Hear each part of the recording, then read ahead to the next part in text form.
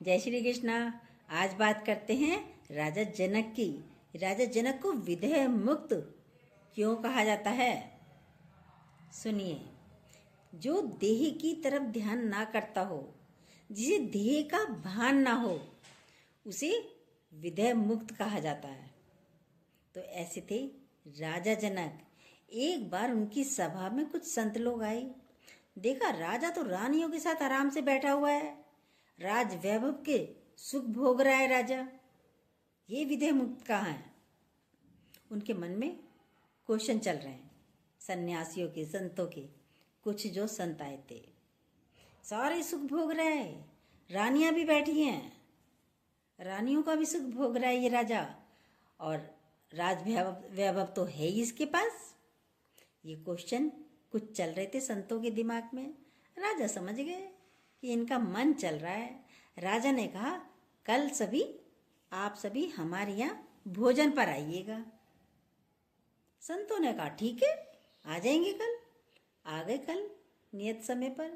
राजा ने एक जो है बड़ा सा रूम था, हॉल रूम लिया, वहाँ पे संतों को बैठाया।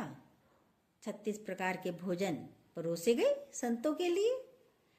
बैठ गए। भोजन जैसे ही खाने वाले थे, एकदम एक संत की निगाह ऊपर पहुंच गई। अब जब निगाह ऊपर पहुंची तो देखा तो सूत के धागे से बंधी हुई नंगी तलवार हर एक संत के ऊपर टंग रही है। अब जिसके ऊपर नंगी तलवार टंग रही हो, वो कैसे खाना खा सकेगा? नहीं खा सकता, लेकिन उठ भी नहीं सकते। अब जिसने देखा उसने दूसरे संत के हाथ मार दिया, अरे देख देख देख ऊपर नंगी तलवार। दूसरे ने तीसरे के, तीसरे ने चौथे के, चौथे ने पांचवे के। ऐसे 5-6 संत बैठे थे, सबने ऊपर देखा, अरे राजा ने हमें खाने पे बुलाया है कि मारने के लिए बुलाया है? अब उठ भी नहीं सकते वहां से। खैर उल्टा सीधा जल्दी जल्दी खाया। ये ही नहीं देख पाए कि है क्या क्या बना है। बस खा के उठना था, निकल जाएं इस रूम से, हम इस हॉल कमरे से हम निकल जाएं बाहर। उन्होंने जैसे तैसे बहुत जल्दी जल्दी गपचप करके खाना खाया, फिनिश करा और आए बाहर। राजा ने हाथ जोड़कर कहा, महाराज कैसा लगा खाना, भोजन कैसा लगा? तो संत तो नाराज, क्रोधित थे। कह रहे कैसे राजा हो, तुमने हमें खाने पे बुलाया था या हमारे को मारने के लिए? राजा जनक शांत खड़े रहे। कह रहे और पूछ रहे हो कैसा लगा खाना? हमें क्या पता क्या, हमने यही नहीं पता हमने खाया क्या। हम खाने की तरफ देखते या तलवार की तरफ? हमारी निगाह तो तलवार की तरफ थी। खाने में तो मन ही नहीं था, ध्यान ही नहीं था। हमने खाया क्या? किसी के ऊपर एक तलवार लटक रही हो, वो खाने पर ध्यान होगा कैसे? नहीं हो सकता। कह रहे तुमने हमें मारने के लिए बुलाया था? तो राजा जनक ने कहा, कल तुम्हारे अंदर, सभी के अंदर प्रश्न चल रहे थे ना कि मैं बड़े सुख वैभव में हूँ, रानियों के साथ हूँ, तो मैं ऐसे ही रहता हूँ। मेरे ऊपर भी ये मौत की दीवार तलवार टंगी रहती है हमेशा, हर क्षण। इस तरीके से मैं रहता हूँ, इस तरीके से मैं जीता हूँ। राजा जनक ने कहा। तब संतों को समझ आया, हाँ वाकई में राजा तुम विदेह मुक्त हो राजा। इस तरीके से बोले सारे संत। ऐसे ही एक बार एक व्यक्ति आया राजा जनक के दरबार में। उसने भी देखा कि राजा तो बड़े सुख वैभव में है और कहा जाता है विदेह मुक्त। कैसे विदेह मुक्त है? क्वेश्चन आते। राजा जनक तो समझ गए, ज्ञानी थे, विदेह मुक्त थे। उन्होंने कहा कि जाओ पूरा जनकपुर घूम के आओ, पर एक शर्त है मेरी जो है, दोनों हाथों में तेल के भरे कटोरे दिए कि जाओ ये कटोरे लेके पूरा जनकपुर घूम के आओ, पर एक बूंद तेल गिरा तो मैं तुम्हें सूली पे लटका दूंगा। अब सूली पे लटका दूंगा तो व्यक्ति बेचारा दोनों हाथों में कटोरा लेके चल रहा है, पूरे जनकपुर में राउंड लगा के आया। तो राजा जनक ने, जैसे दरबार में आ गया व्यक्ति, तो राजा जनक ने कहा, और देखा हमारा जनकपुर कैसा लगा। व्यक्ति बोला, जनकपुर? मैं जनकपुर देखता या तेल के भरे कटोरे को देखता? तुमने मेरे हाथों में, दोनों हाथों में कटोरे दे दी, वो भी तेल के भरे हुए लबालब, और ऊपर से कह दिया एक बूंद गिरा तो मैं सूली पे लटका दूंगा, मुझे एक बूंद भी नहीं गिरने देनी। तो राजा जनक ने कहा, समझे मैं कैसे रहता हूं? यहां पर मैं भी इसी तरीके से रहता हूं। मैं रहता हुआ नजर जरूर आ रहा हूं, लेकिन मैं कुछ नहीं देखता सिर्फ भगवान के सिवा। मेरा ध्यान उस कटोरे रूपी तेल यानी भगवान पर ही है कि मेरा छलक ना जाए, इधर उधर गिर ना जाए। मेरा जो ध्यान है, मेरा ध्यान जो रूपी कटोरा है, वो छलक ना जाए, इधर उधर भगवान ना रह जाए एक क्षण के लिए भी। मैं भगवान में ऐसे लीन रहता हूं। समझे तुम? ये है जनक जी की बातें।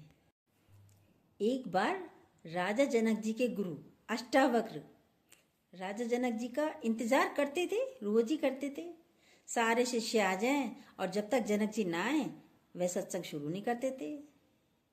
अब सब लोग क्या, तुम तो राजा जनक को ही प्यार करते हो, हमें करते ही नहीं। तो अष्टावक्र ने लीला रची। क्या लीला रची? अष्टावक्र तो पूर्ण गुरु थे, वो राजा जनक के गुरु थे अष्टावक्र। अष्टावक्र के बारे में भी किसी और दिन बताएंगे, बहुत अच्छी बातें हैं उनकी, कैसे गुरु बने इनके। तो अष्टावक्र जी ने लीला रची। कोई व्यक्ति आया भागता हुआ, दौड़ता हुआ, अरे तुम्हारी तो महल में आग लग गई, राजा जनक से बोला आते ही भागते भागते। महल में आग लग गई, सब लोग भागे, अरे मेरी तो वहां पे लंगोटी सूख रही है। जो संत लोग थे, राजा जनक जो सत्संग सुन रहे हैं, तो संती लोग थे सब।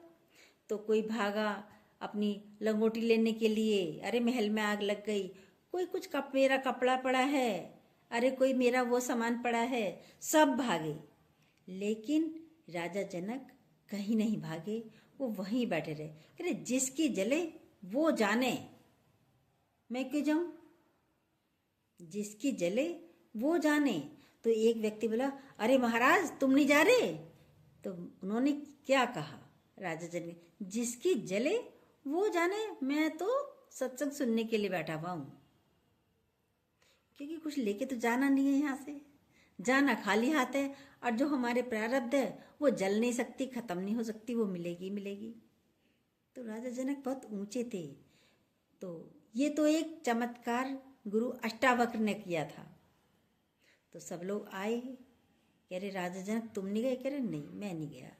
तो अष्टावक्र गुरु जी ने कहा, गुरु अष्टावक्र ने कहा, देखा मैं क्यों इसका इंतजार करता हूं राजा जनक का, इसीलिए क्योंकि इसे ही मेरी बातों पर पूरा विश्वास है, तुम्हें नहीं है। तुम तो एक लंगोटी के लिए भी भाग गए, चल दिए एकदम भागकर। ये नहीं गया कहीं, ये बैठा रहा, क्योंकि इसे विश्वास था मेरा भगवान मेरे साथ बुरा कर ही नहीं सकता। ये है जनक, विदेह मुक्त जनक की बातें। ऐसी पौराणिक कथाओं में और स्टोरियां आती हैं राजा जनक के साथ की। एक संत रहता था महाराज जनक के पास ही, वहीं रहता था। एक दिन कहा गया, चलो वन में तपस्या के लिए चलते हैं। भाई राजा जनक ठीक है चलो चलते हैं। राजा जनक चल दिए उठ के। संत ने कहा भी ठहरो, जरा मैं अपनी लंगोटी तो ले आऊं। राजा जनक बोले, तू अपनी लंगोटी लेने के लिए जा रहा है और मैं अपना पूरा राजमहल राजपाट सब छोड़ छाड़ के। राजा जनक तो तुरंत चल दिए, एक पल की देरी नहीं करी उन्होंने। तो ये थे राजा जनक, विदेह मुक्त राजा जनक की बातें। कोई हो नहीं सकता विदेह मुक्त राजा जनक। संत साधु महापुरुष कहने के लिए राजा थे, पर विदेह मुक्त थे। ये होते हैं विदेह मुक्त। कैसी लगी ये बातें, स्टोरियां राजा जनक की? अच्छी लगी हो तो प्लीज़ जो न्यू हो सब्सक्राइब कीजिएगा, बेल को दोबारा प्रेस जरूर कीजिएगा और अपनी लाइक और कमेंट भी कर सकते हैं आप।